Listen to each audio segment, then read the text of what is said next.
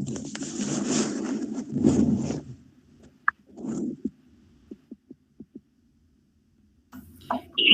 a todos. Gusto en saludarlos. Bienvenidos a esta clase de orientación educativa en esta mañana.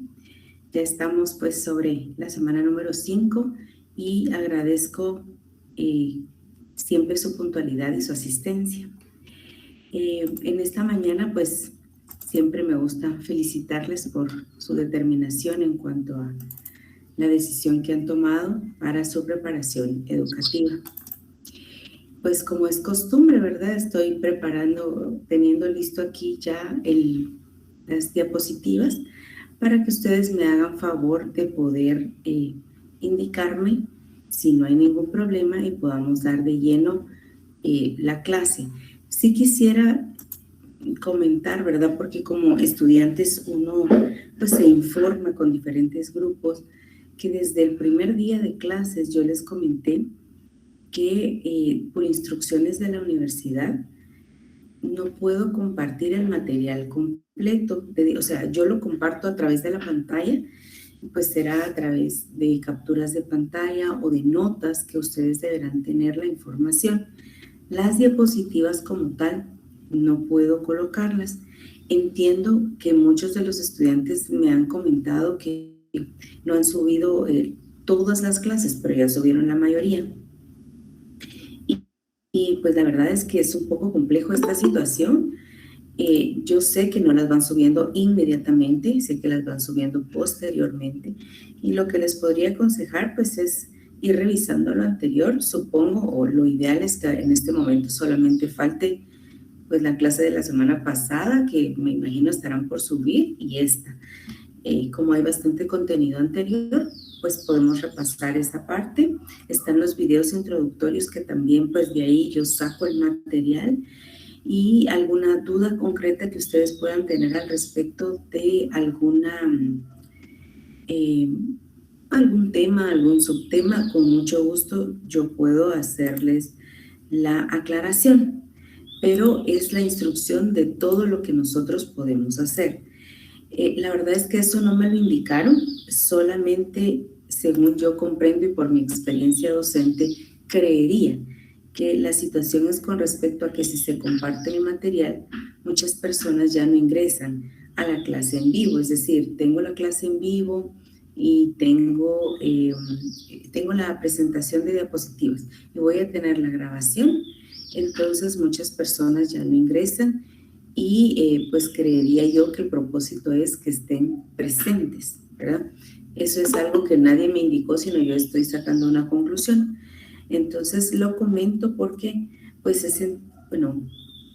algunos estudiantes me han manifestado que se sienten molestos con esta dinámica, y pues puedo comprenderlos perfectamente.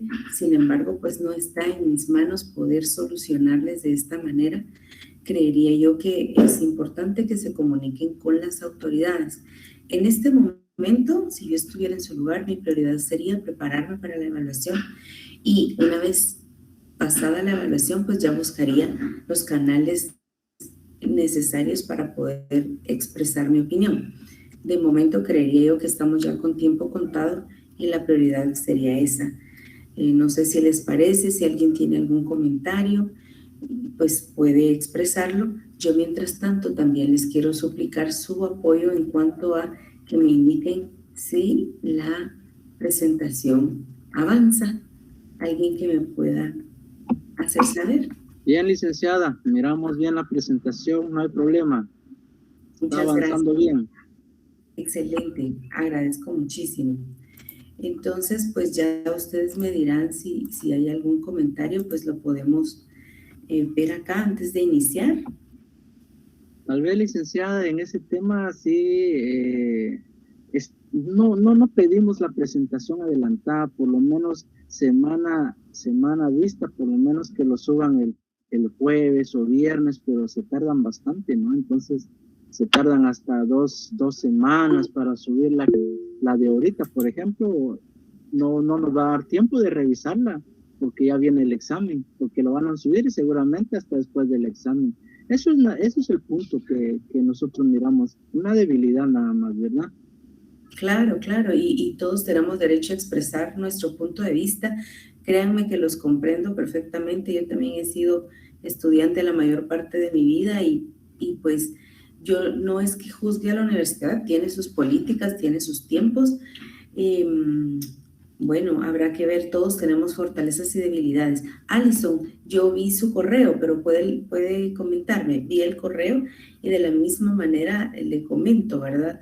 De ninguna semana puedo compartir. Me parece lógico lo que ustedes mencionan. O sea, si subo el día viernes, la de la semana anterior, sin embargo, pues la instrucción es que no se comparte. Sí vi su correo, Alison, y lamento mucho no poder asistirle en este sentido.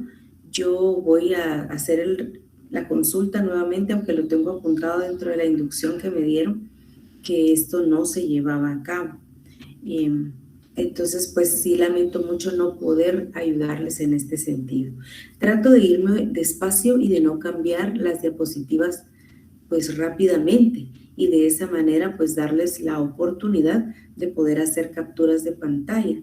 Y lo que comentaba alguna compañera que estuve platicando con ellos de otro grupo es que pegan esas capturas de pantalla en un Word y ahí reúnen la presentación y en orden, tal como yo la coloco. Puede ser una idea que les funcione a ustedes. Si están en teléfono, puede ser a través de screenshot, aunque personalmente, bueno, tal vez ya por mi edad, para mí manejarme en un teléfono es más complicado que en una computadora, pero pues me imagino ustedes son diestros en ambas cosas, entonces es como de tomarle screenshot y ordenar, pues irlas colocando en orden, y si estamos en computadora, pegarlas en Word. Alison, la escuchamos. Buenos días, licenciada. ¿Se me Buenos días. escucha?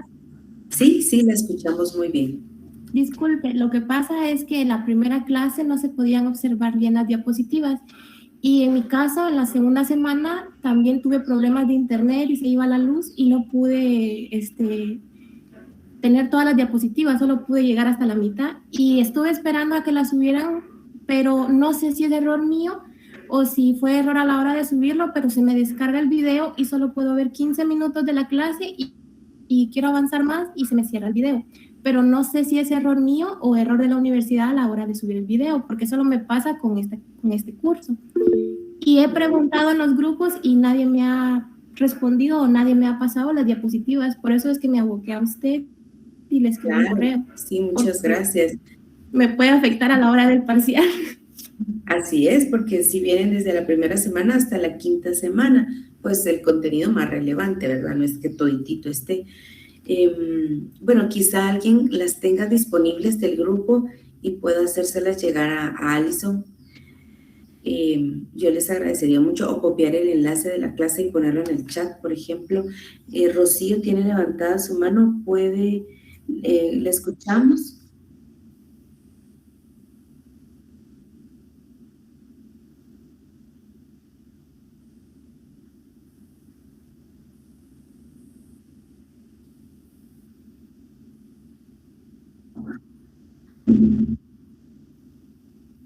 Yo no tuve problema de señal, sino lo que pasó fue que se había bloqueado, se había frizado mi presentación. Entonces ustedes ya no la estaban viendo y luego yo la regresé. Por supuesto que tal vez no fue el tiempo suficiente, pero fue solo en la primera clase de conexión.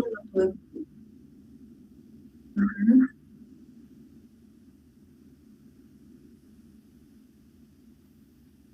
Ujú, ujú. Bueno, puede ser.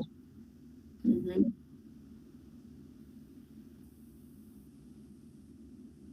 Ujú.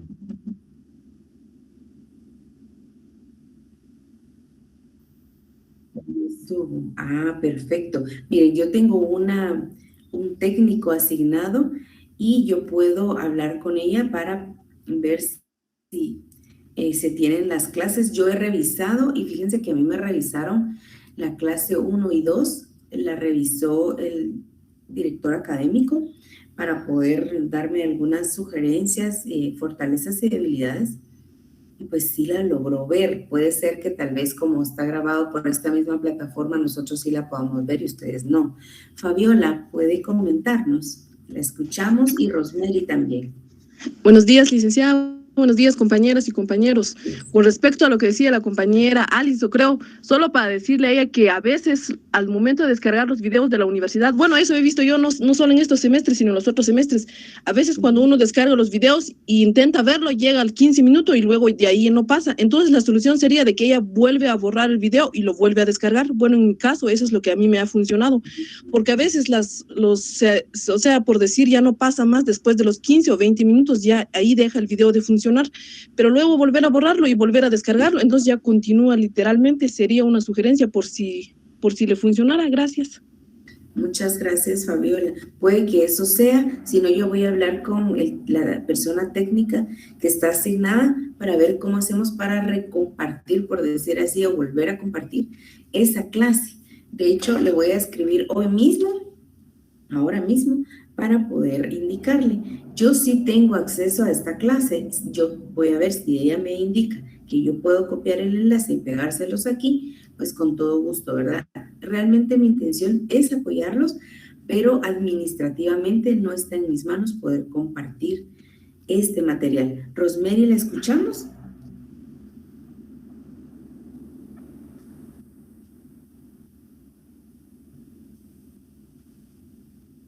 Rosemary González, ¿la podemos escuchar? Si abre su audio, sí aparece abierto audio, pero no la logramos escuchar. Algo está sucediendo ahí con la señal. Bueno, voy a hacer el audio para poder enviárselo a la persona indicada. Permítanme un minuto.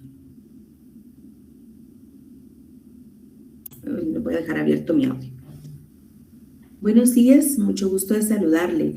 Le comento que varios estudiantes están platicándome acerca de que en la clase número 1 y número 2 solo logran ver los primeros 15 minutos y el resto no. Entonces, yo quisiera saber de qué manera puedo colaborarles con esto. No sé si hay alguna dirección de enlace que usted me pudiera facilitar y que yo pudiera compartir con ellos para que tengan el material. Pues ya se acerca la evaluación y los estudiantes están interesados en prepararse. Entonces le agradezco mucho su información al respecto para poder ayudarles en este sentido. Feliz día, gracias. Suseli, ¿la escuchamos? Buenos días, licenciada. Buenos días. No, yo solo tengo una duda relacionada al calendario. Como su curso es entre los primeros, yo creí que era el próximo sábado, pero tengo que es el 27. Sí, así me aparece a mí. Yo ya lo calendaricé. El 27 a las 7:15. Vale, gracias. Sí, muy bien. Bueno, cualquier otra duda, yo ya mandé el audio, espero, ella pues es muy eficiente y me contesta, por lo menos dentro del horario de la clase, después de clase, yo les haría saber. Esperemos que durante el periodo de clase me responda y vemos esto. Bueno, ahora sí, vamos a empezar a grabar la clase porque así se debe quedar, ¿verdad? Grabada. Y muy bien, buenos días, bienvenidos a todos. Iniciamos a grabar en este momento porque previo estábamos resolviendo algunas dudas con respecto a la calidad de visualización de la primera y segunda clase de esta área, ¿verdad?, de orientación. Y pues estuvimos compartiendo opiniones. Agradezco mucho su presencia y vamos en este momento a compartir la presentación para iniciar de lleno con el tema. Estamos, por favor, si alguno de ustedes no logra visualizar, no me logra escuchar por medio de chat o indica, por favor, de manera audible para que podamos tomar cartas en el asunto. El día de hoy estamos trabajando en la clase de orientación educativa. El código es SHO57. Estamos sobre la semana 5 y el tema de hoy es fases del proceso orientador, parte 2. La semana pasada estuvimos analizando la fase número 1. Recordando, mi nombre es Regina Luna de Ordóñez. El objetivo de la clase de hoy es reconocer que la orientación es considerada como un elemento básico para que el proceso educativo sea considerado de calidad. Hemos venido platicando este tema durante todas las semanas y es necesario recalcarlo porque es una de las fortalezas de la orientación, considerarse como un elemento básico para el proceso educativo de calidad.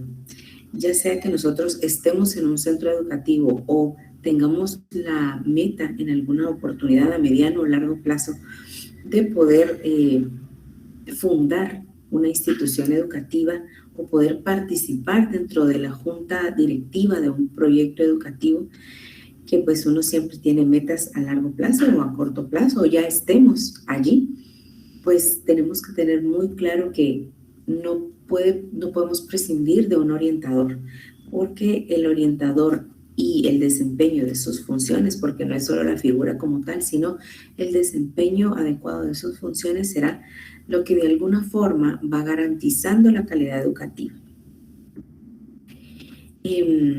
Dentro de las fases de la evaluación psicopedagógica, la semana pasada estábamos viendo cómo es que lleva un proceso, ¿verdad? Lleva fases. Corresponde a un proceso el hecho de que va compuesto de pequeñas acciones sistemáticas, organizadas lógicamente para que nos lleven a una meta. Es un trayecto que se divide en tareas pequeñas porque cada tarea es fundamental, es muy importante, requiere ciertos reglamentos, ciertas técnicas. Entonces, cada pequeña tarea nos va a llevar a conseguir una meta.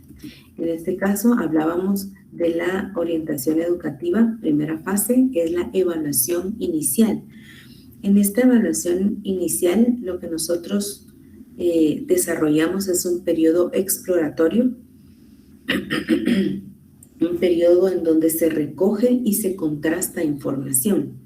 Pero este periodo exploratorio, que vimos dos técnicas específicas, pues puede nutrirse de muchas otras más, acorde a nuestra experiencia y el acceso que tengamos a más material. Se lleva a cabo a través de la técnica de la entrevista o anamnesis, que es otro nombre que tiene la entrevista, y la observación. ¿Entrevista con quién? Pues hablamos con padres de familia, podemos hablar si ya el niño tiene alguna referencia con algún médico o algún especialista, pues entrevista con este médico. Regularmente, según mi experiencia, las entrevistas con personal de salud, por ejemplo, pediatras, neurólogos u otro tipo de especialidad, se hace por medio escrito, ¿verdad?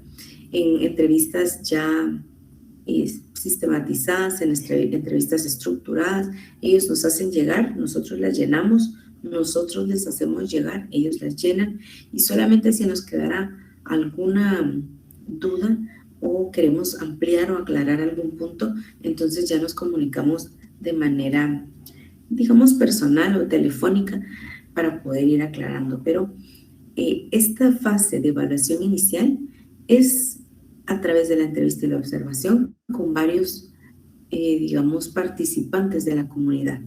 En este caso puede ser con médicos, puede ser con padres, debe ser también con docentes. La observación es en diferentes momentos en que el niño se desenvuelve.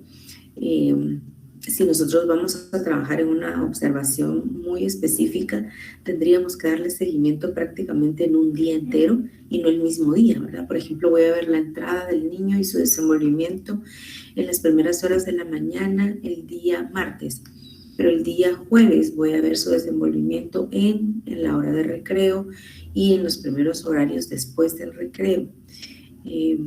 El día viernes, por ejemplo, y así, ¿verdad? Entonces uno tiene diferentes momentos porque no todos los días vamos a actuar de la misma manera, aunque a veces ya tenemos ciertos patrones, que es lo que queremos contrastar y verificar. Si se hace en varias ocasiones, vamos a poder constatar eso, ¿verdad? Yo colocaba esta imagen por acá porque dice, ¿verdad?, un análisis estratégico, porque la orientación se vale de muchas estrategias, en este caso, entrevistas, observaciones. Entonces, ¿qué vamos a hacer? ¿Quién lo va a hacer? ¿Cómo? ¿Cuándo? ¿Dónde? ¿Cuántos vamos a participar? Porque también podemos dar formatos de observación a los maestros ya estructurados para que nos los llenen, porque eventualmente si tenemos que observar a muchos estudiantes durante el periodo de clase, pues no podremos o no nos dará el tiempo para todos. Entonces también se pueden hacer formatos de observación que los maestros pueden colaborar con llenar, aunque de manera ideal nosotros tenemos que hacer, aunque sea una pequeña observación, pero es importante que la hagamos. Eso nos lleva a tomar decisiones y por eso colocaba esta imagen que me pareció muy oportuna, ¿verdad? Es un proceso lógico que en este caso estamos aplicando al proceso de evaluación inicial. También observar los trabajos de los niños. Si nosotros podemos tener acceso a sus cuadernos, a un trozo de papel escrito por ellos, a sus ilustraciones, también a ver cómo tiene su mochila, toda su loncherita, pues cuando él abra, ¿verdad? O ella lo abra y va a comer y nosotros estemos con ellos, porque pues no podemos ir a invadir su privacidad, pero sí aprovechar y acompañarlo en el momento en que va a cambiar de periodo y tiene algo que buscar en su mochila. Es un momento oportuno para poder hacer una observación. Todos estos rasgos nos van a dar información importante. Regularmente un cuaderno que está desorganizado, con muchos tachones, borrones, no hay apuntes, o se comienza a anotar, pero el resto ya no se escribe, se quedó atrás. Esto nos va a dar información, nos va a permitir contrastar esa información con el resto de datos que estemos recopilando. Bueno, el día de hoy entonces vamos a entrar de lleno con la fase número 2. Antes recordemos que, bueno, en la entrevista con cualquier miembro de la comunidad que estemos haciendo, incluido el mismo estudiante, debemos cuidar el tipo de entrevista que estamos haciendo. Yo mencionaba que para esto se necesita un entrenamiento especial, que si nuestra carrera es enfocada a la educación, pues vamos a contar con los lineamientos básicos. No es que uno no sepa nada, de hecho ahora mismo lo están aprendiendo. Mantener un clima adecuado, que fluya la información, no hacer interrupciones, no juicios, ¿verdad? Como veíamos la semana pasada. Que nuestro gesto sea siempre muy neutro, no de dar la idea de aprobar o desaprobar algo que nos están indicando, de hacer sentir al entrevistado el protagonista, porque de hecho es así, el hecho de que la persona pueda desenvolverse y que nosotros vayamos dando solamente frases como comprendo, sí, la entiendo, tiene razón en ciertas situaciones, ¿verdad? Perfecto, sí, muy bien, gracias por la información. Datos muy neutrales que invitan a seguir comentando, ¿verdad? Según las preguntas que nosotros les hagamos. Este proceso de entrevista, pues sí, es todo un arte y toda una técnica, ¿verdad? Muy bien estructurada, incluso para poder elaborar las entrevistas, porque ya hay algunos modelos que se disponen en algunos libros o en internet que están disponibles, pero nosotros los podemos adaptar. Sin embargo, cuando nosotros vamos a elaborar nuestras propias entrevistas, sean estas estructuradas, semiestructuradas o pues libres, ¿verdad? Tenemos que saber de qué manera se estructuran, cómo se vacía esta información. Entonces, sí, pues es toda un mundo, una entrevista. La observación también, ¿verdad? Tenemos que tener un instrumento en primer lugar, tener muy claro qué vamos a observar, por qué lo estamos haciendo, los datos de los niños, la fecha, el momento, la hora, tener de una vez escritos los motivos, porque pues alguien nos habla, estamos en otra situación, surge una emergencia y podemos perder cuál era el propósito esencial de lo que estábamos haciendo. Y para no perdernos necesitamos estas fichas de observación. Hablábamos que tienen que ser impecables, Si lo hacemos en sucio, después tener la preocupación de pasarlo a limpio, porque los expedientes, tanto ministeriales como de orientación, tienen que estar siempre nítidos, ¿verdad? Muy bien organizados, muy bien presentados, porque eventualmente no sabemos el momento en el que tenemos que presentarlos, tenemos que hacer uso de la información, nos enfermamos y alguien más tendrá que ver la información. Por eso es fundamental que esto esté muy bien organizado. Eso es en cuestiones administrativas.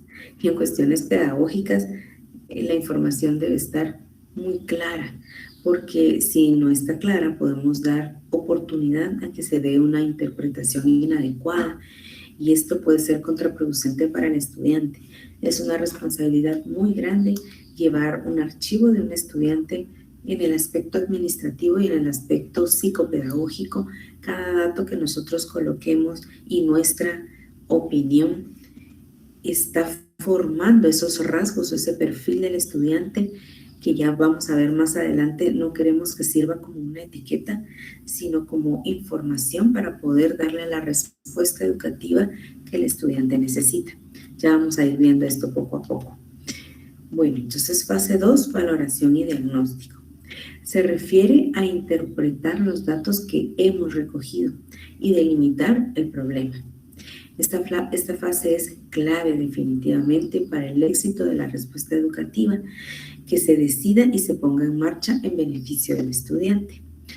Es precisamente en esta fase en la que se nos demanda haber desarrollado cualidades científicas, técnicas y especialmente un gran criterio orientador, porque pues tenemos que contrastar la información, y eso sí requiere de mucha experiencia y de auxiliarnos de otros profesionales en la mayoría de los casos. Entonces, en este momento ya tenemos toda la información que necesitamos. Ahora mismo tenemos que contrastarla y para poder delimitar dónde está la situación en donde vamos a dar ese énfasis en la ayuda, en la respuesta educativa que el estudiante está necesitando. Aquí hablábamos en otras clases que el orientador necesita tener cualidades científicas y técnicas. Hablábamos que es el dominio del conocimiento, ya sea del ámbito psicológico y pedagógico. La técnica es poner en marcha este conocimiento, y bueno, ese criterio que no se aprende precisamente en un programa universitario, sino se va aprendiendo, aunque pues por supuesto que se necesita para tener un criterio orientador. La base está en una preparación académica y teórica.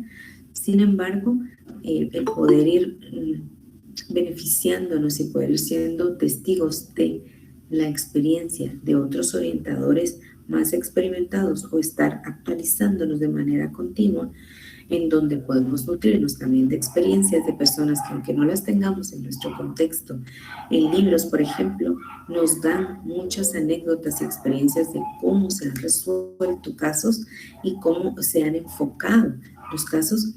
Esto nos vendrá muy bien para poder generar ese criterio.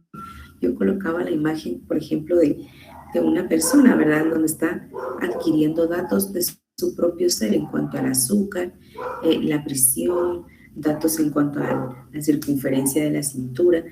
Todos los datos que podamos recabar nos sirven siempre, en todo contexto de la vida, para poder analizarlos, procesarlos y ver qué procede. Pues es lo mismo en un proceso orientador. Estamos reuniendo datos, contrastándolos, y ya los mismos datos en sí nos van dando los insumos para poder saber cuál va a ser la línea de trabajo con los estudiantes. Línea o líneas, porque no puede ser solamente una, ¿verdad? Bueno, ahora, para esta fase es imprescindible que evaluemos 3 grandes dimensiones, porque el estudiante es una persona integral desde que nacemos, desde que estamos en el vientre de nuestra madre. Somos integrales.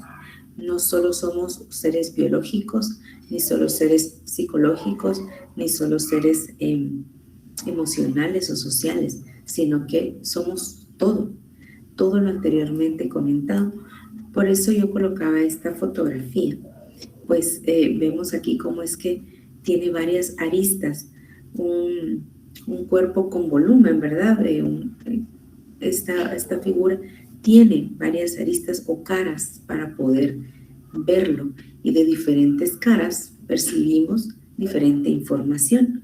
Pues esta es la idea en el caso de recoger información, contrastarla y tenerla.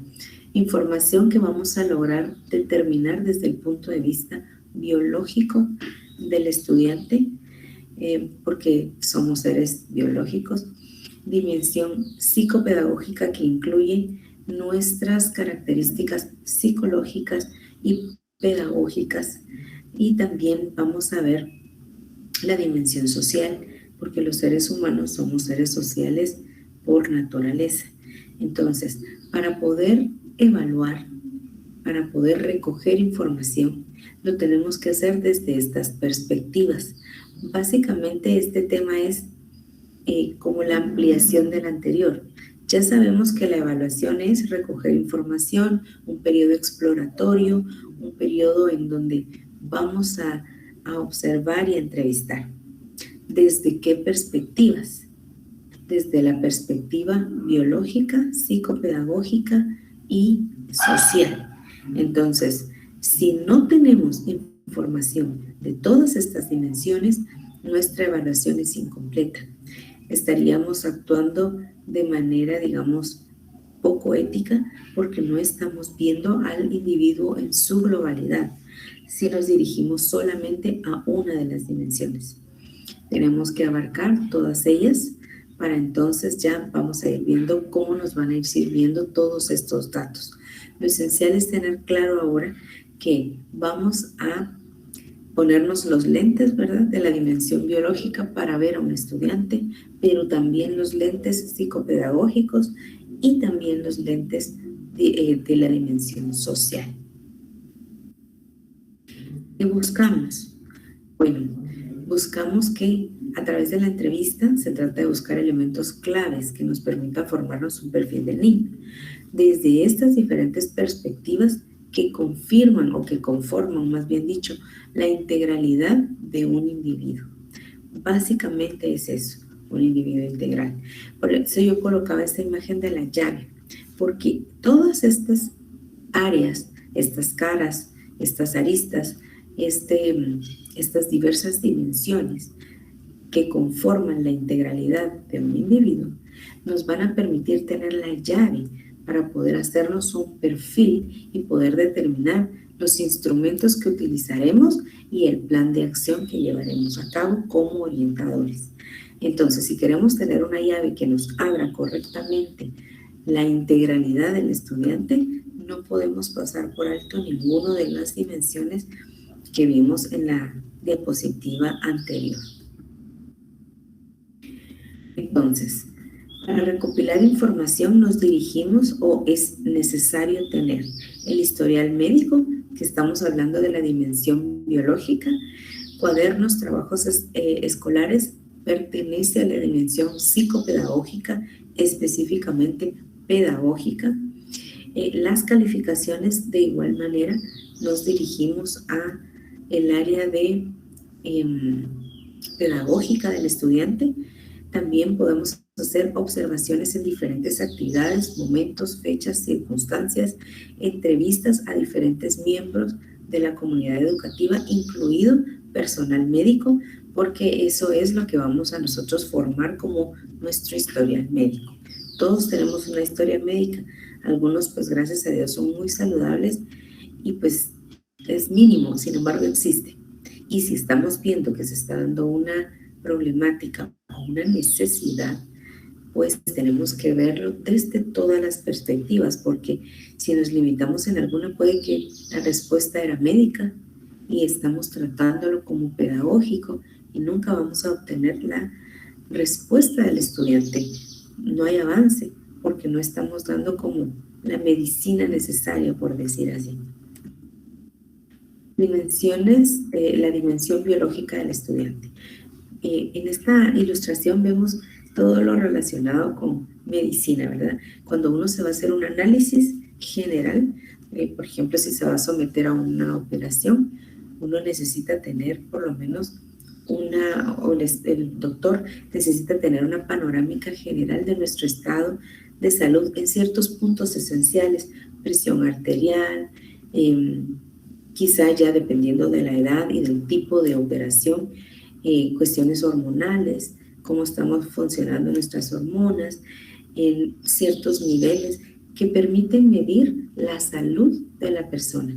La salud en términos generales o aspectos fundamentales que se requieren para poder hacer otras intervenciones. Pues de la misma manera en la dimensión biológica se busca eso, ¿verdad?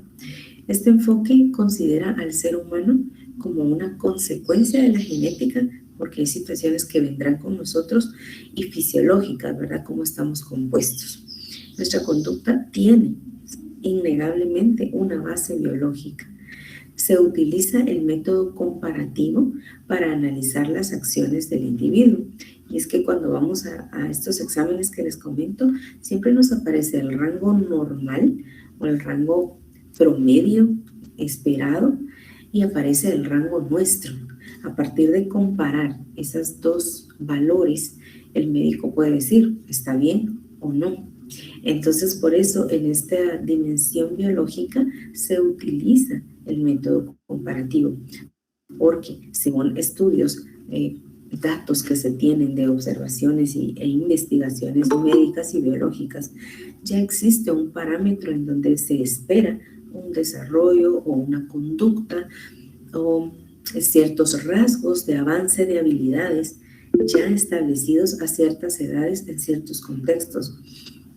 Si estos avances no están llegando, si no están o si están de alguna manera no cubriendo con todas las calidades que se requieren, allí podemos ver que hay un compromiso biológico. Hay tratamientos o hay respuestas educativas que del Departamento de Orientación tienen que trabajar de la mano con neurólogos pediatras, y es muy exitoso porque el neurólogo pediatra puede determinar si hay alguna situación biológica, neurológica específicamente.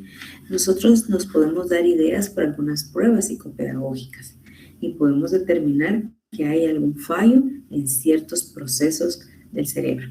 En el caso del neurólogo lo confirma a través de procesos físicos, y entonces podemos contrastar esta información y verificar que es allí donde está la necesidad del estudiante.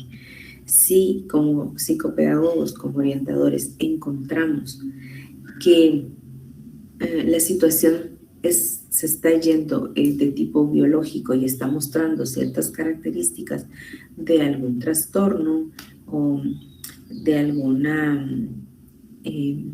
síndrome, por ejemplo, es necesario recomendar o dentro del proceso de investigación y de la fase de recogida de información, poder hacer una evaluación con un médico especialista. En el caso de la dimensión fisiológica se centra en el estudio del sistema nervioso y endocrino, las funciones cognitivas, pues va unido básicamente a lo biológico y fisiológico, cómo funciona ya cada uno de los elementos que básicamente nosotros trabajamos, que es el sistema nervioso. Nosotros como docentes y como orientadores trabajamos con el área cognitiva, pero el área cognitiva se desenvuelve en el sistema nervioso central y también periférico. Entonces necesitamos conocer todo esto. Me imagino yo que ustedes ya lo han visto en algunas clases o van a seguirlo viendo, porque necesitamos, no vamos a ser expertos en esto porque hay gente que se especializa por años, pero sí vamos a tener el conocimiento básico para poder relacionar algún fallo en el sistema nervioso con funciones cognitivas. Ahí es donde nosotros nos dirigimos, ¿verdad? No con otros padecimientos, sino en cuanto a habilidades y destrezas que permiten al estudiante aprender. La dimensión biológica, entonces, vemos aquí en esta imagen que ve precisamente la salud y el desarrollo físico, porque también el crecimiento, en qué edad aprendieron, por ejemplo, hablar, caminar, sentarse, en qué edad salieron sus dientes. Hay datos bien específicos dependiendo de la edad del estudiante, ¿verdad? Pues bueno, si estamos ya con un alumno de bachillerato, que esperamos que no sea en ese momento, cuando estemos haciendo la evaluación biológica, a menos que surgió en el camino. Pero si en ese momento el estudiante ha mostrado una necesidad educativa y hasta entonces lo estamos viendo, pues bueno, fallamos, ¿verdad? Fallamos como orientadores si estábamos nosotros a cargo, si no, pues la comunidad educativa que estuvo en ese momento a cargo falló, porque yo no voy a ver hasta edades tardías una situación biológica que se empieza a presentar desde los primeros años de vida. Por eso es que allí se observa salud y desarrollo físico, porque lo biológico no tarda en no tarda en manifestarse. Entonces, viendo estas manifestaciones en las primeras etapas de la educación, es donde debemos actuar, ¿verdad? Buscamos elementos que nos ayuden a entender la salud del estudiante, su desarrollo físico. Debemos indagar también en aspectos de la calidad visual, auditiva, calidad y cantidad de alimentación, horarios de sueño, por ejemplo, porque podemos ver dos cosas. Si hay un sueño inestable, puede ser o falta de disciplina o estructura en el hogar, que eso ya no es biológico, pero está incidiendo en asuntos biológicos, o vemos hogares donde sí hay disciplina, todo el mundo está ya acostado en su cuarto a las 9, 10 de la noche, pero el estudiante, a pesar de vivir en un lugar estructurado, no logra conciliar el sueño. Su sueño es muy, digamos, ligero, tiene muchas pesadillas por las noches, hay, digamos, escapes de pipí por las noches. Todas esas cuestiones nos van a permitir ver y que el estudiante está mostrando un patrón que no corresponde, porque sí se les está dando lo necesario, sin embargo, él no está respondiendo. Ahí hay un factor biológico, fisiológico que debemos seguir indagando. Entonces, también la calidad auditiva es requisito ahora en muchas instituciones educativas, contar con una audiometría y una evaluación visual para inscribir a los chicos en la preprimaria. Y claramente entendemos que pues ambos sentidos no están del todo desarrollados desde el punto de vista pedagógico para poder aprender. Están todavía en entrenamiento desde el punto de vista pedagógico, pero desde el punto de vista funcional, fisiológico y biológico debe haber una calidad estándar. Es decir, todos tenemos una medición auditiva del habla o de los sonidos circundantes que están en niveles normales y que nos van a permitir afinar ya los asuntos propios de la educación. Igualmente pasa con la visión.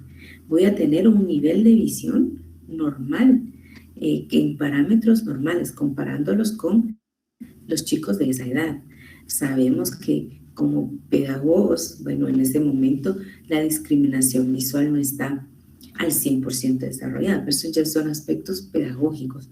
Pero sí necesitamos contar con aspectos fisiológicos, biológicos, estándar, digamos entre comillas normales o esperados o promedio, para que entonces desde allí nosotros ya evaluemos aspectos pedagógicos. Entonces, salud y desarrollo físico, importantísimo, ¿verdad? Calidad auditiva, calidad visual. En cuanto a la alimentación, importante porque alguno de los problemas, por ejemplo, de hiperactividad puede venir exclusivamente de la alimentación, no porque tengamos un déficit de atención. Ese es el nombre clínico de un trastorno clínico.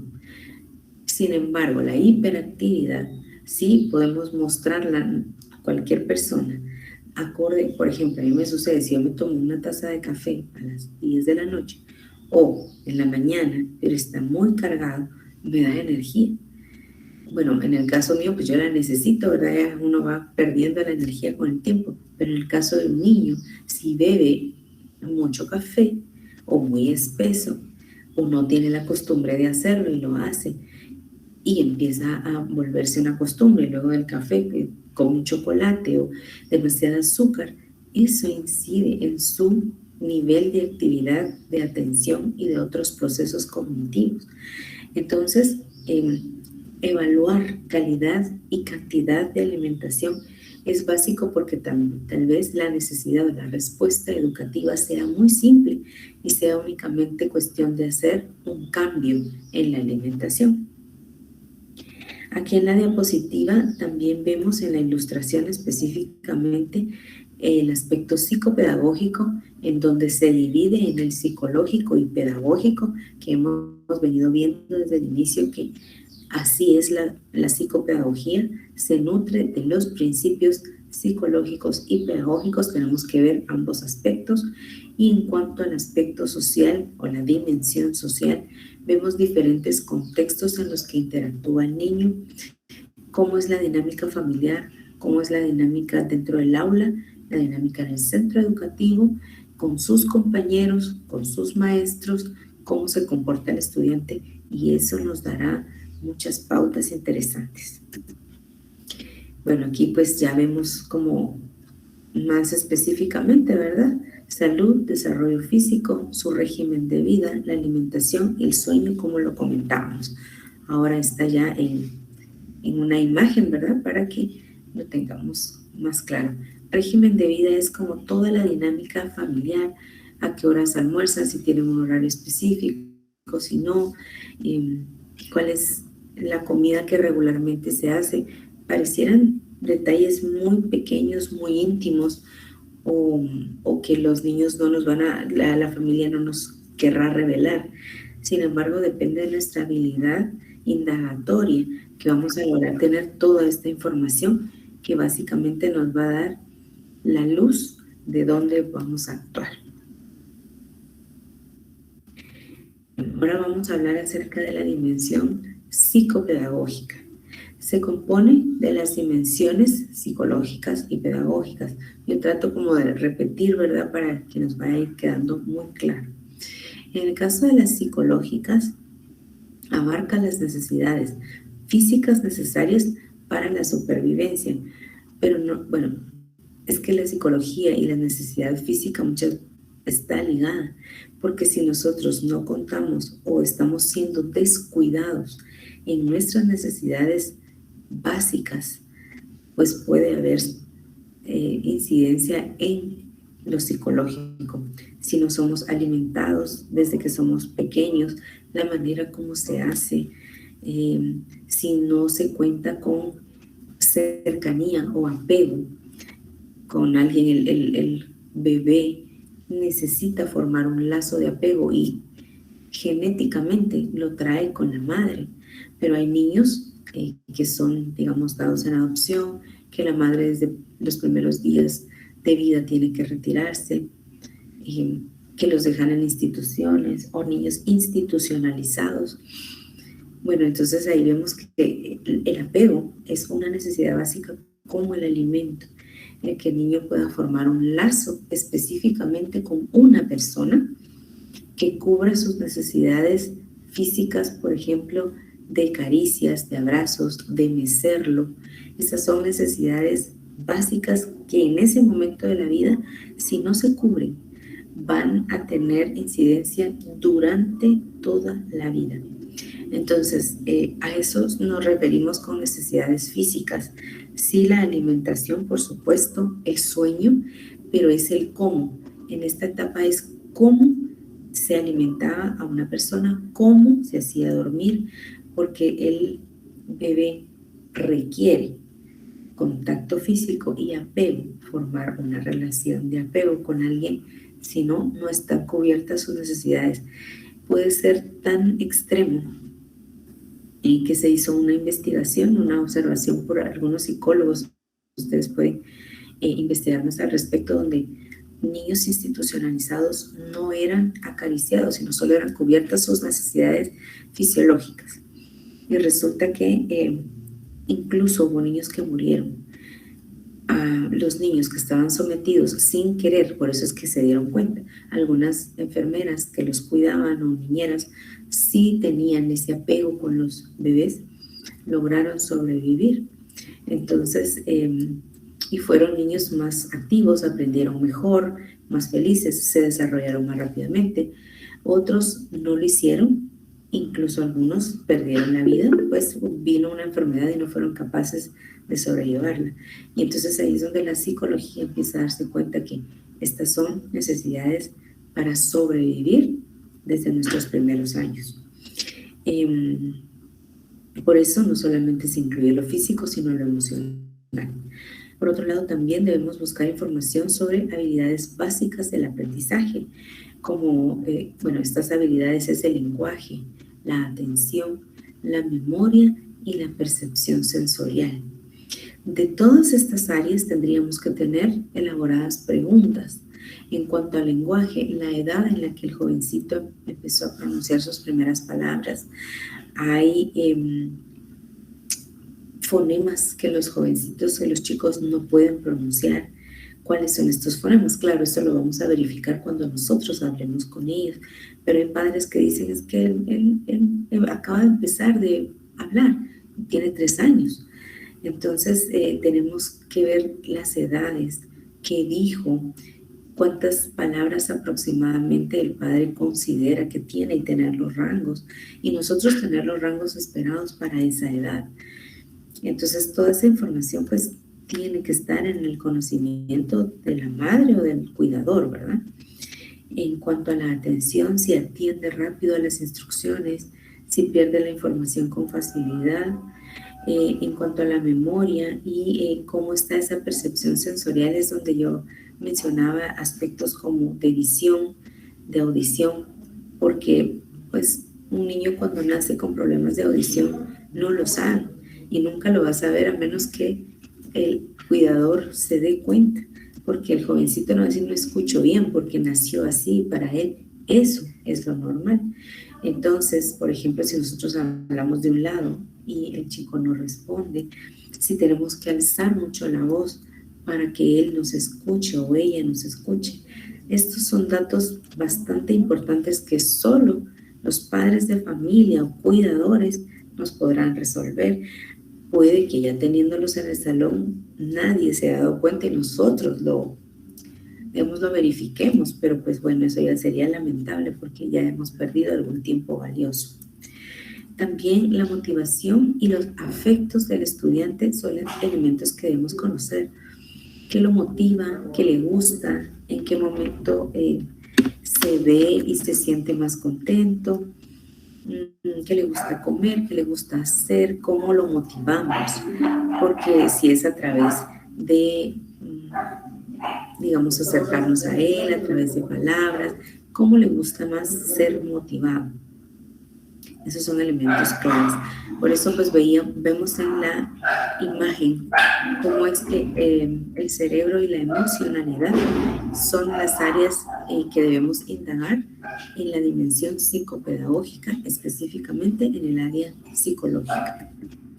Ahora en la dimensión pedagógica debemos considerar al educador y al educando como personas que crean conocimiento y experiencias para el desarrollo integral de la persona, porque eso es lo que hacemos en un centro educativo en todo momento, formalizado e informalizado, es decir, en el periodo de educación física, en el periodo de recreo, se han creado experiencias para que los estudiantes adquieran conocimiento y generen habilidades y destrezas.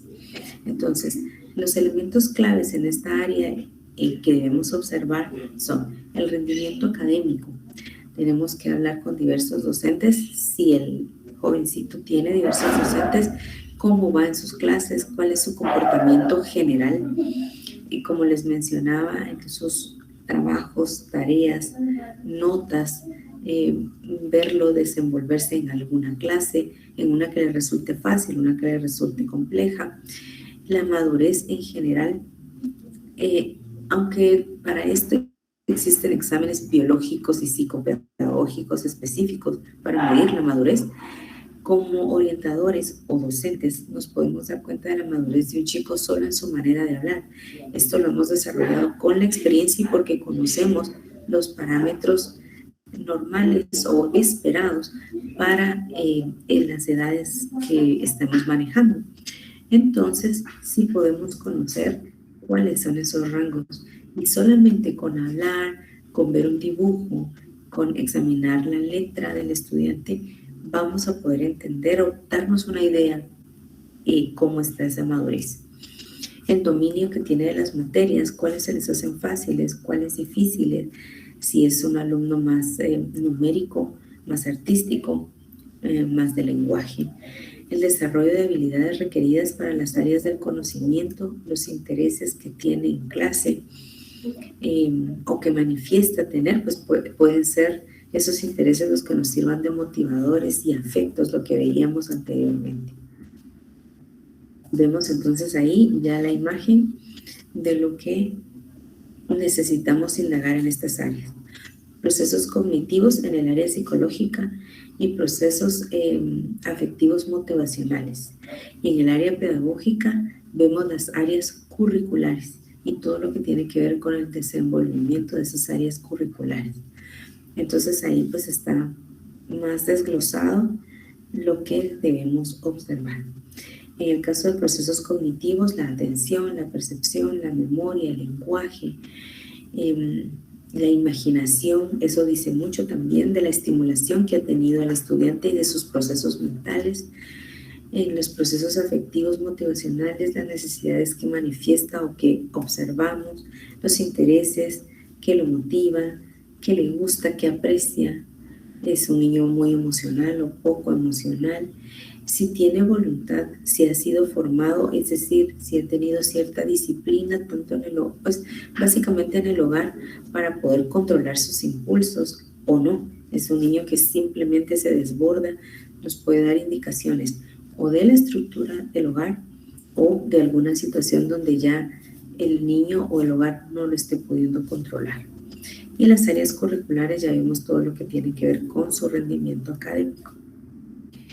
Bueno, dimensión social ambiental, vemos que se ocupa de estudiar la relación entre los seres humanos y su medio. Cualquier contexto en donde nos desenvolvemos es susceptible de ser analizado porque siempre estamos en una relación constante. Entonces, si estamos en una relación con algo o con alguien, es un contexto que podemos analizar. Puede ser familiar, puede ser en el salón de clase, como ya decía anteriormente, en el centro educativo o en la comunidad. Desde este enfoque se planifican proyectos de desarrollo personal, familiar y comunitario desde la dimensión social, evaluándola. Ya después que tenemos esta área estudiada, por decir así, donde ya vimos la información pertinente, entonces desde ahí se pueden planificar proyectos de desarrollo, pero una vez la analicemos y contrastemos con las otras dimensiones, esta área puede ser una fortaleza muy grande y un medio para poder dar una respuesta educativa. Increíblemente, el desenvolvimiento social es determinante para tener éxito en nuestra vida, no solo académica, sino social. Y la verdad es que el éxito social es lo que muchas veces nos va a permitir tener éxito académico, no al contrario. Eso es lo que se ha venido estudiando y de lo que hemos platicado. La socialización, mi capacidad de desarrollarme, de desenvolverme, toda esa parte se ha notado que es el pilar del desarrollo cognitivo. Bueno, vemos en lo social, ¿verdad? En la escuela, en la familia o en el colegio, relaciones maestro-alumno, alumno y grupo, porque también si vamos con el docente y le preguntamos por el alumno JR y el alumno, ¿quién es? Ah, no, él no está aquí. Vemos en la lista, sí está aquí. Ah, sí, ya me acordé. Solo con eso nos damos cuenta que no hay una relación maestro-alumno. O cuando es visto de una forma muy indiferente, tampoco está ese apego y esa relación. Eso puede estar teniendo una incidencia y debemos trabajarla como orientadores. Entonces, pues eso es básico, ¿verdad? Que exista una relación, si no entrañable, al menos de cordialidad, de respeto, de conocimiento, sí tiene que existir como mínimo. Por supuesto que deseamos que haya una relación más estructurada, más establecida, en donde el maestro sepa de mí y yo sepa del maestro, pero pues no en todos los casos se logra, y no solo por voluntad del maestro, sino también por situaciones del estudiante, ¿verdad? Entonces, lo realista es que puede haber una relación como mínimo cordial, respetuosa y de interés mutuo, ¿verdad? Puede ser muy intensa o no. En comunicación tiene que haber, ¿verdad? Comunicación, o el chico es demasiado ensimismado. Comportamiento y hábitos, importantísimo. En la familia, los sistemas de relaciones que hay entre los miembros de la familia, la comunicación en la familia, las influencias educativas que tienen, refiriéndome específicamente a la estimulación o cómo se ve la educación en la familia. Si se ve como un requisito solo porque hay que cumplir, o se ve como un medio para poder lograr metas, para si se aprecia el proceso educativo o no, si hay otros ejemplos que han estado dentro de la familia y que permiten que el estudiante se forme una buena opinión de la educación académica, o si es vista como algo negativo. Si el estudiante está estimulado en ese sentido, por ejemplo, tiene juegos educativos, tiene acceso a libros, se le leen cuentos, o simplemente su ambiente es muy limitado en aspectos educativos. Eso es también clave, porque si desde mi familia traigo la educación tiene una connotación negativa y no se me estimula en esa área, pues mi desenvolvimiento será muy corto. Y pues bueno, esa es un área de oportunidad donde podemos tratar de influir, pero sabemos que vamos a tener un límite, porque si en la familia no se ve así, difícilmente vamos a lograr cambiar ese esquema. No digo que no se pueda, pero va a ser más complejo. El uso de videojuegos y redes sociales puede que en nuestro contexto se dé o no. A veces no los tienen en casa, pero asisten a algún sitio a poder practicarlos. Entonces esto es estar lejos de la familia, expuestos a relaciones que no van a ser beneficiosas, o pues si ya tienen un teléfono, las redes sociales hoy sí pues están prácticamente a la mano de todos, ¿verdad? Y si están gastando mucho tiempo en esto, ¿qué edad tienen? Si se les permite antes de tiempo, si se les está dando a los niños, ¿hay algún control de los padres? Eso es importante. La exposición a la televisión, ¿cuántas horas pasan frente al televisor? ¿Qué ven? Y entonces esto pues ya podemos irlo contrastando con la problemática o las necesidades que esté mostrando el estudiante. Administrativamente, en el momento en que se cuenta con toda la información que hemos hablado, ¿verdad? De todas las dimensiones, ya se hizo observaciones nuestras, entrevistas, desde todos los puntos, las dimensiones que vimos, ya tenemos la información que requerimos. Entonces se va a analizar, se va a procesar, se va a sintetizar, ¿verdad? Porque vamos a tomar los datos más relevantes y se busca describir un perfil del educando en todas las dimensiones. Esta estructura, ¿verdad? Va a ser la información base para el informe psicopedagógico, porque posterior a tener toda esta información, el psicopedagogo tendrá que elaborar el informe donde se analizan todas las dimensiones que ya vimos, dando ya su criterio profesional, donde da datos, ¿verdad? Datos en el ámbito, por ejemplo, psicopedagógico, se pudo observar que.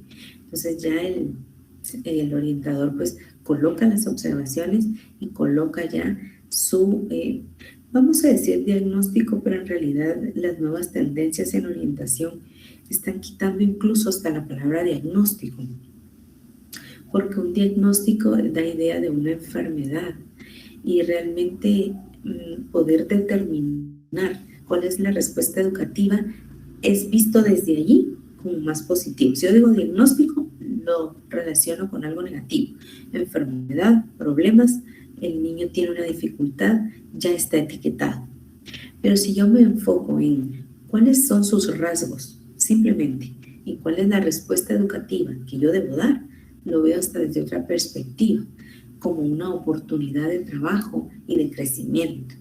Entonces, las nuevas corrientes psicoeducativas lo que nos plantean es no etiquetas, y eso ya lo vamos a ver más adelantito, no, digamos, diagnósticos, porque aunque clínicamente nos sirve tener una idea, un nombre, podemos decir que está con rasgos de tal síndrome, tiene rasgos o está presentando características de tal situación. Sin embargo, no decir es un niño o es un niño con déficit de atención, porque eso es más pesado emocionalmente. Puede ser con los años hasta contraproducente, y el estudiante creerlo de tal manera que aunque vaya mejorando, tiene que comportarse así porque ya está en su esquema mental que debe ser de tal manera. Entonces tenemos que ser muy cuidadosos en cómo se establece eso. A nivel profesional podemos ser muy específicos y claros, pero a nivel de transmitir la información a la familia, al niño, a los docentes, sí debemos ser muy prudentes. He tenido experiencias en donde, bueno, se comenta cierta información con el docente y pues definitivamente sin una mala intención, ¿verdad? Pero el docente después dice, pero es que como usted tiene déficit de atención, por eso es que no presta atención. Y quizá el niño no tenía esa información, sino debemos trabajar en tu atención. Resulta que nuestros lapsos están siendo muy cortos. Tenemos que aprender a ser más atentos por más tiempo, sin necesidad de darle un nombre, porque entonces esto etiqueta a los jovencitos y no queremos hacer eso, ¿verdad? Entonces, sale esta información porque hablábamos del informe psicopedagógico, como va a ser leído entre profesionales. Sí podemos ser más amplios en cuanto a los términos, pero evitar, digamos, el uso de la palabra diagnóstico, sino decir que lo que se observó o la conclusión a la que se llega es que el estudiante está presentando características propias del déficit de atención, por ejemplo, para evitar estos términos que, aunque estemos entre profesionales, se busca cambiar para no etiquetar. Este tipo de informe es el que se elabora y se estructura por el orientador, lo que veíamos hace unas semanas, que esto es una competencia propia del orientador, porque ninguno de los otros miembros de la institución educativa cuenta con esta experiencia o con esta preparación para elaborar este tipo de informes, a menos que nos preparemos para ello, ¿verdad? No es que no podamos aprenderlo, pero como docentes nuestra área de expertise es otra. Como orientadores nuestra área de expertise es otra. Entonces podemos ser ambos, ser docentes y habernos preparado en orientación y contar con toda esa riqueza, ¿verdad? Debe formar parte de este archivo, esta estructura, este informe psicopedagógico, debe formar parte del historial o bitácora personal del estudiante y ser una referencia profesional y confiable de los rasgos del estudiante. Eso significa que cuando el alumno sea promovido a un grado inmediato superior, tiene que llevar toda su información, y como docente o como orientadores vemos que hay un nuevo grupo de maestros, tenemos que socializar la información, por supuesto filtrándola nosotros y determinando bajo el criterio orientador cuál es la información pertinente, qué información, cómo la vamos a decir, para qué la vamos a decir. Entonces, no todo lo que aparece ahí es para todos. Todo lo que aparece ahí puede ser importante para otro orientador, mas no todo lo que aparece ahí puede ser importante para el docente. Al revés, ¿verdad? Puede hacer que se creen prejuicios innecesarios. Por eso tenemos que saber qué decir, cómo decirlo, cuándo decirlo. Psicopedagógicamente, digamos, aquí lo vimos desde el punto de vista administrativo. ¿Qué hacemos con esta información? Toda la evaluación nos generó un producto, información que ya contrastamos y ya sabemos cuál es el rasgo, dónde está la necesidad del estudiante y qué es lo que queremos hacer. lo que conviene hacer. Esta información se estructura en un informe psicopedagógico y se archiva en un file que pertenece al estudiante. Existen dos tipos de file, ¿verdad? Que son los que pertenecen al de orientación y el administrativo o el ministerial. Eventualmente se cruza información y es necesario que esté en ambos lugares, porque, por ejemplo, si se va a hacer una adecuación curricular, se encontró alguna situación, ya se tiene, ahí sí podemos hablar de un diagnóstico en el sentido de que estamos en una conclusión de ciertos rasgos, tiene que ir compartida. Hay otra información o casos de niños que no va a compartir, pero administrativamente hacemos un file ordenado del estudiante con esta información que contiene el perfil psicopedagógico del estudiante. Este tiene que ser confiable y profesional, eso depende de nuestro profesionalismo. Ahora, psicopedagógicamente, ¿para qué tenemos esta información? Bueno, en este momento ya contamos con el perfil, el conjunto de rasgos distintivos de este estudiante. Ya lo analizamos, ya llegamos a una conclusión y ya sabemos cuál es la problemática, dónde está o dónde están las necesidades. Ya tenemos elaborado nuestro informe psicopedagógico, pero el uso fundamental de esta información desde el punto de vista psicopedagógico es diseñar una respuesta educativa. Ese es el objetivo, ¿verdad? Algo que debemos tener muy claro es que este informe se hace esencialmente con fines educativos, no para etiquetar y marcar negativamente a un estudiante. Por eso colocaba yo esta imagen de veneno, ¿verdad? Vemos esta imagen y nos viene una connotación negativa.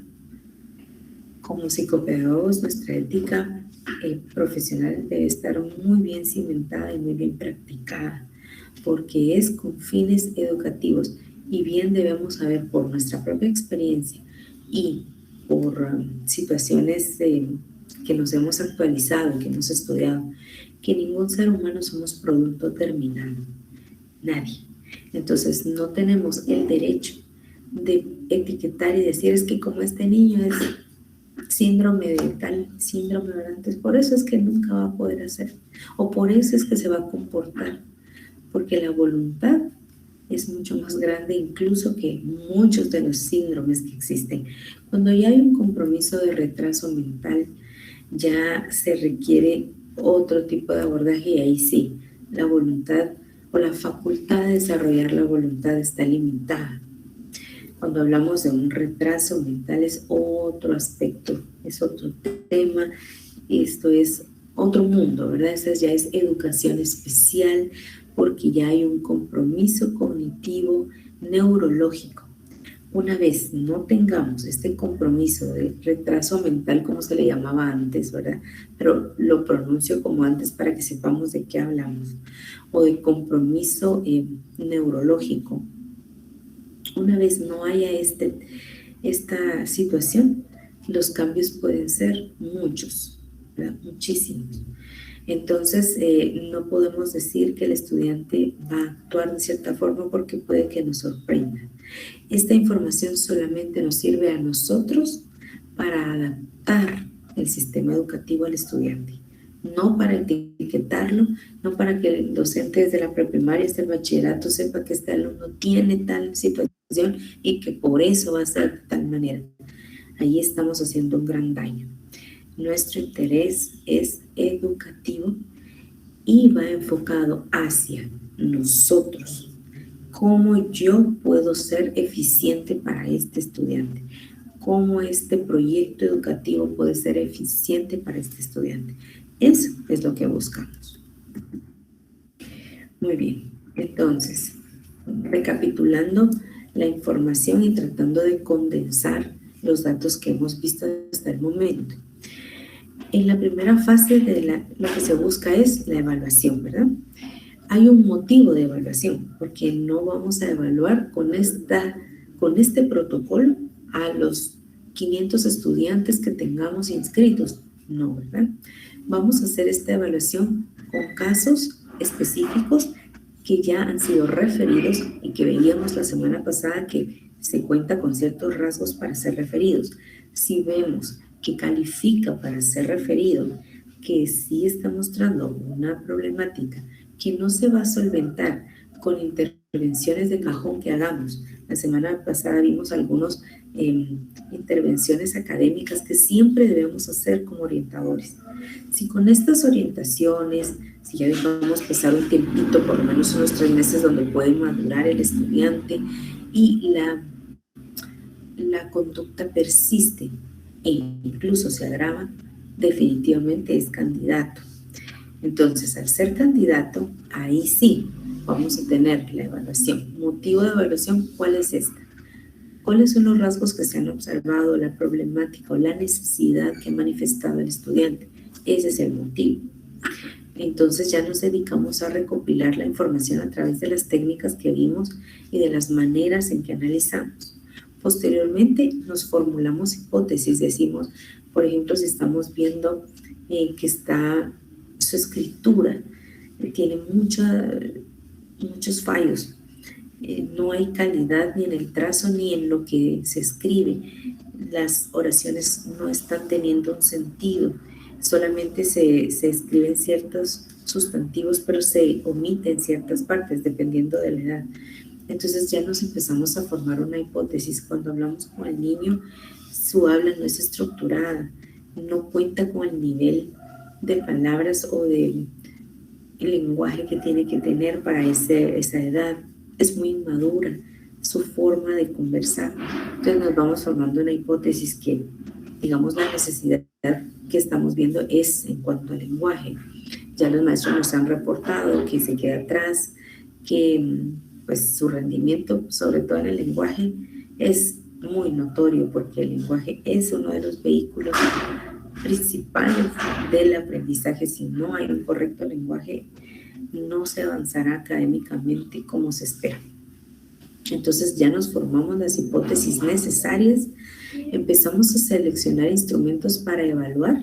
Esto también, la psicometría es propia del orientador y dentro de esa preparación psicométrica tiene una gama de evaluaciones tanto psicológicas, algunas porque pues bueno, los psicólogos sí tienen, digamos, ilimitadamente todos los instrumentos para evaluar la emocionalidad.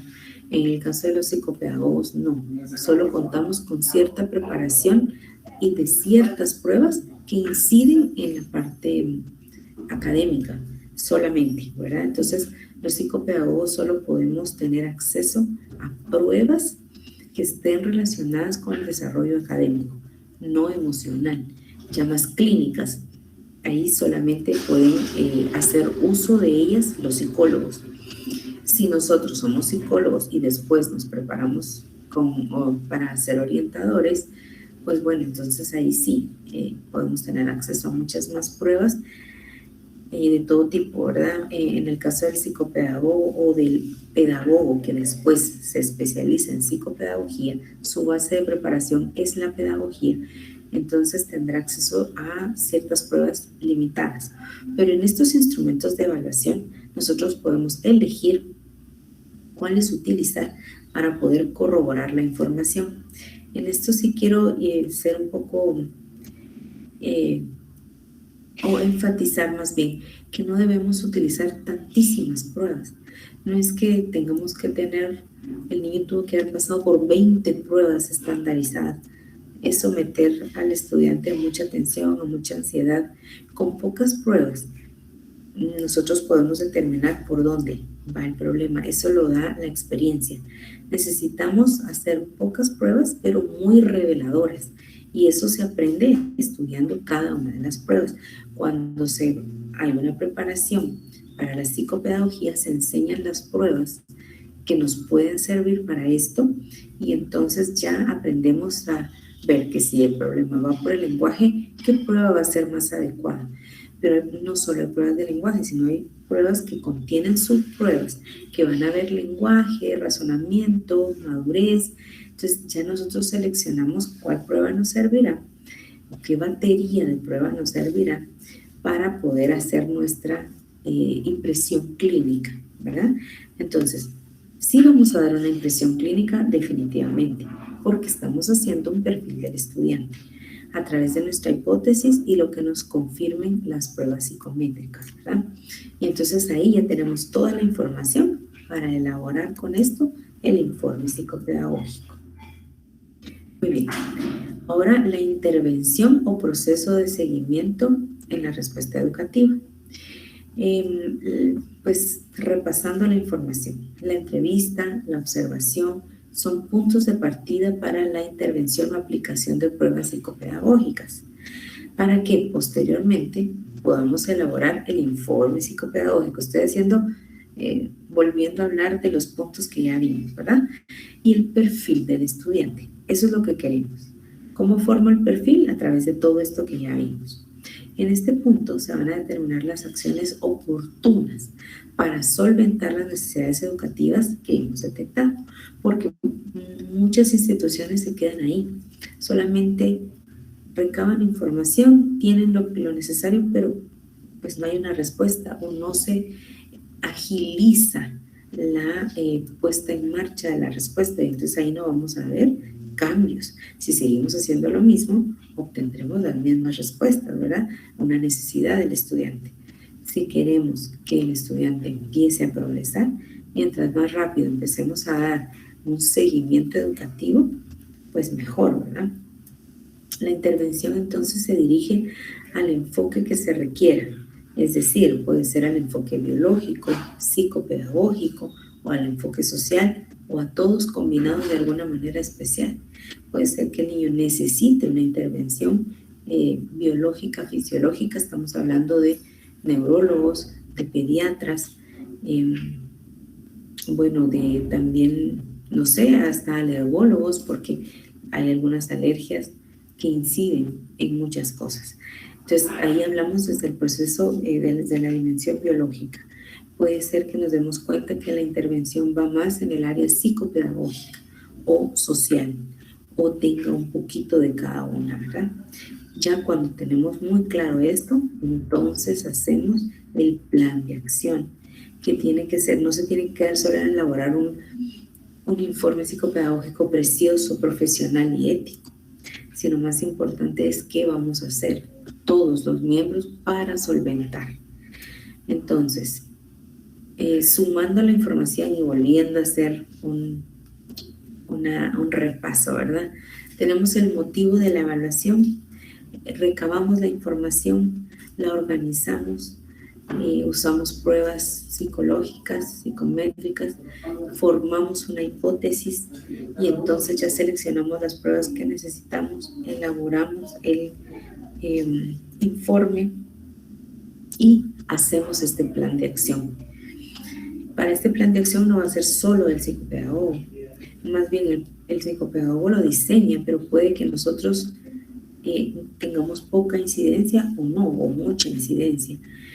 Si es psicopedagógico, va más enfocado al trabajo del docente.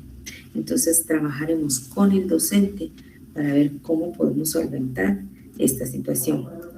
Entonces, las pruebas psicopedagógicas necesarias, ¿verdad?, las que vamos a utilizar, no se debe abusar, eso ya lo habíamos hablado. Entonces, dependiendo de por dónde esté esa dimensión, así necesitaremos nosotros enfocar la respuesta educativa.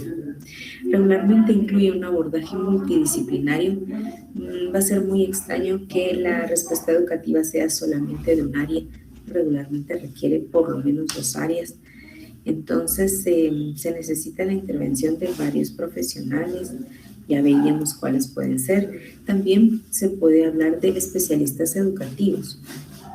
Por ejemplo, terapeutas que están enfocados en rehabilitar o habilitar o desarrollar las habilidades académicas como el lenguaje, la percepción, la memoria y la atención. Entonces hay tutores que se dedican a estas áreas y entonces ya el psicopedagogo puede recomendar o poner como requisito que se necesita una terapia de este tipo en lenguaje, en psicopedagogía, para mejorar el rendimiento académico. Entonces se habla de un equipo multidisciplinario, ¿verdad? Muy bien, ahí pues tenemos nuevamente las dimensiones que hemos venido trabajando y los especialistas que nos pueden apoyar, las actividades, las orientaciones que demos al docente, a los padres, ¿verdad? Específicamente. Y pues ahí está el resumen, ¿verdad? El proceso de intervención va enfocado a una meta muy noble y a un fin de la educación y de la orientación, y es que logremos desarrollar la autoestima o la autoestima del estudiante con el fin de que se sienta pleno y capaz. Esa tiene que ser nuestra brújula, nuestra mirada es hacia eso. Todas las acciones que hacemos nosotros, los docentes, el centro educativo, la familia, tienen como fin último esto, que el estudiante favorezca su autoestima, que se sienta pleno y que se sienta capaz. Entonces, todos vamos a hacer lo necesario para alcanzar esto, porque es un derecho del estudiante. No es al contrario, ¿verdad? Para decir, como él es, pertenece al espectro autista, entonces él no va a poder hacer esto, porque fíjense ustedes que esto aquí ya no funciona, entonces este niño no pertenece a este grupo, hay que sacarlo de la institución. No, ¿verdad? Es todo lo contrario. Muchas gracias por su atención. Estamos llegando entonces al final de esta clase con los temas que nos ocuparon en esta semana. Bastante interesante. Esta es como la clave del trabajo del orientador, ¿verdad? Estamos tratando de verlo a grandes rasgos. Y pues me gustaría, si ustedes tienen algún comentario, alguna duda. Solo quiero leer algunos mensajes que me han enviado. Dice, buenos días, disculpen la pregunta. ¿Alguien tiene un grupo de WhatsApp al que me pueda agregar? Menciona Noemí.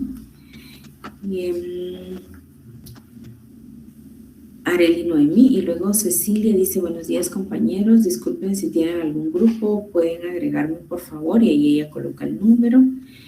Ahí colocaron el enlace del WhatsApp. Jasmine lo colocó, pueden unirse los que lo requieran.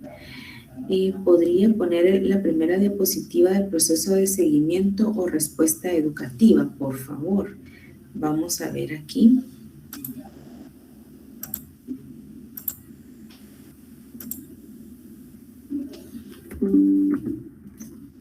Proceso de seguimiento o respuesta educativa. Supongo que es esa. Ahí está.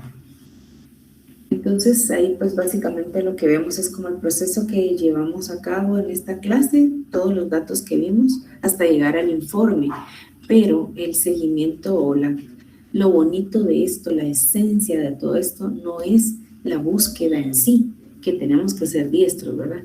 Sino es qué vamos a hacer con esto. Ahí está la esencia del trabajo del orientador. Por supuesto que sin una buena impresión clínica no hay un buen seguimiento.